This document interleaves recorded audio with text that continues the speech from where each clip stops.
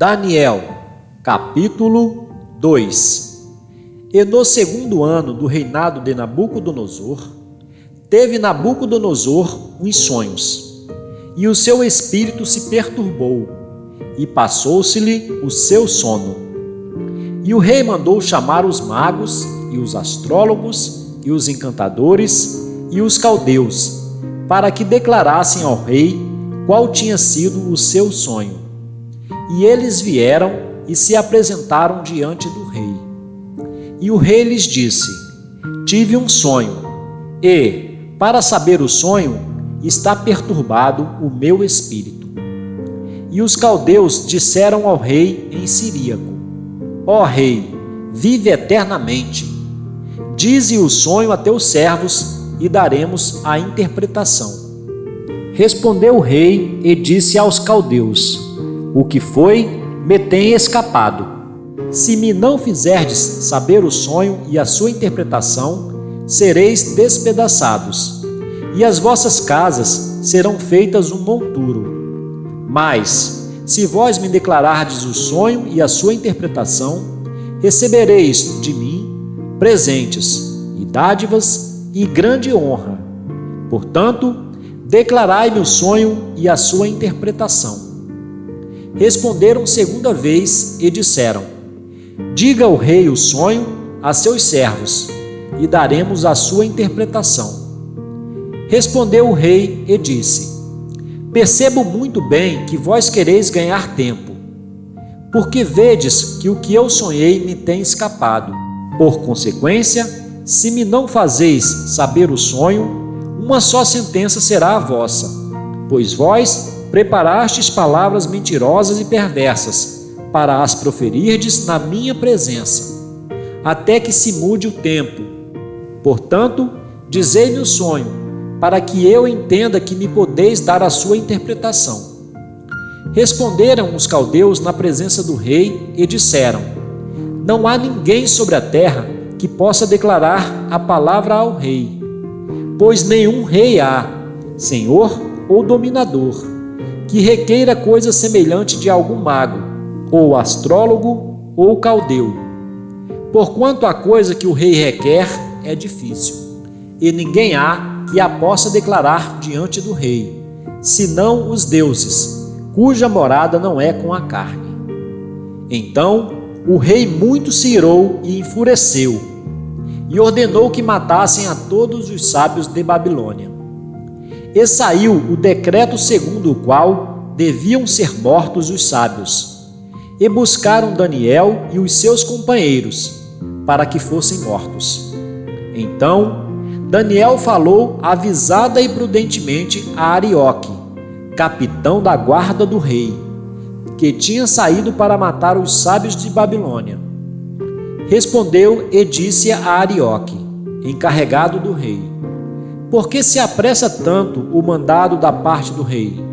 Então Arioque explicou o caso a Daniel.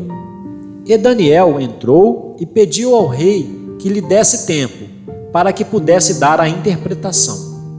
Então Daniel foi para a sua casa e fez saber o caso a Ananias, Misael e Azarias, seus companheiros, para que pedissem misericórdia ao Deus dos céus sobre este segredo, a fim de que Daniel e seus companheiros não perecessem com o resto dos sábios da Babilônia. Então foi revelado o segredo a Daniel numa visão de noite, e Daniel louvou o Deus do céu. Falou Daniel e disse: Seja bendito o nome de Deus para todo o sempre, porque dele é a sabedoria e a força. Ele muda os tempos e as horas. Ele remove os reis e estabelece os reis. Ele dá sabedoria aos sábios e ciência aos inteligentes.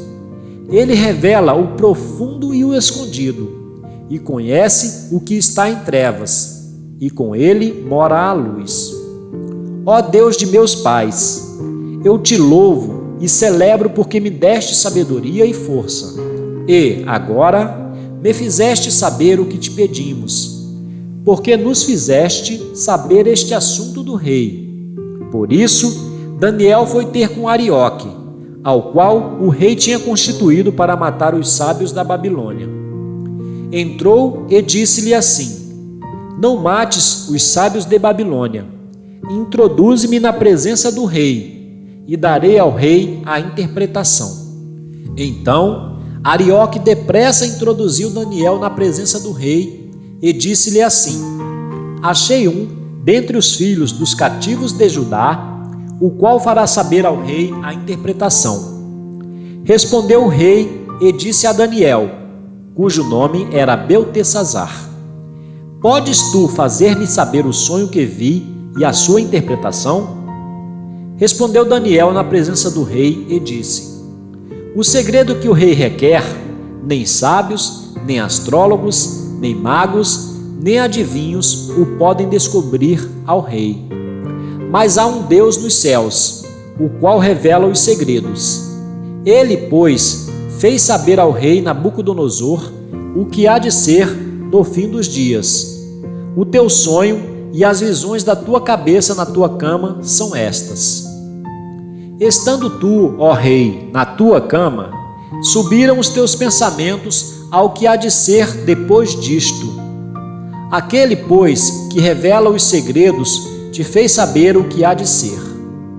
E a mim me foi revelado este segredo, não porque haja em mim mais sabedoria do que em todos os viventes, mas para que a interpretação se fizesse saber ao rei e para que entendesses os pensamentos do teu coração. Tu, ó rei, estavas vendo, e eis aqui uma grande estátua. Essa estátua, que era grande, e cujo esplendor era excelente, estava em pé diante de ti, e a sua vista era terrível. A cabeça daquela estátua era de ouro fino, o seu peito e os seus braços de prata, o seu ventre e as suas coxas de cobre, as pernas de ferro, os seus pés em parte de ferro e em parte de barro. Estavas vendo isso, quando uma pedra foi cortada, sem mão, a qual feriu a estátua nos pés de ferro e de barro e os esmiuçou. Então foi juntamente esmiuçado o ferro, o barro, o cobre, a prata e o ouro, os quais se fizeram como a pragana das eiras no estio, e o vento os levou, e não se achou lugar algum para eles. Mas a pedra que feriu a estátua se fez um grande monte e encheu toda a terra. Este é o sonho. Também a interpretação dele diremos na presença do rei. Tu, ó rei, és rei de reis, pois o Deus dos céus te tem dado o reino e o poder e a força e a majestade.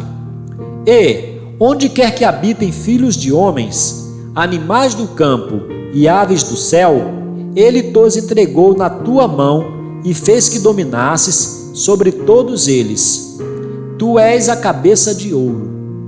E, depois de ti, se levantará outro reino, inferior ao teu, e um terceiro reino, de metal, o qual terá domínio sobre toda a terra. E o quarto reino será forte como o ferro, pois, como o ferro esmiuça e quebra tudo, como o ferro quebra todas as coisas, ele esmiuçará e quebrantará.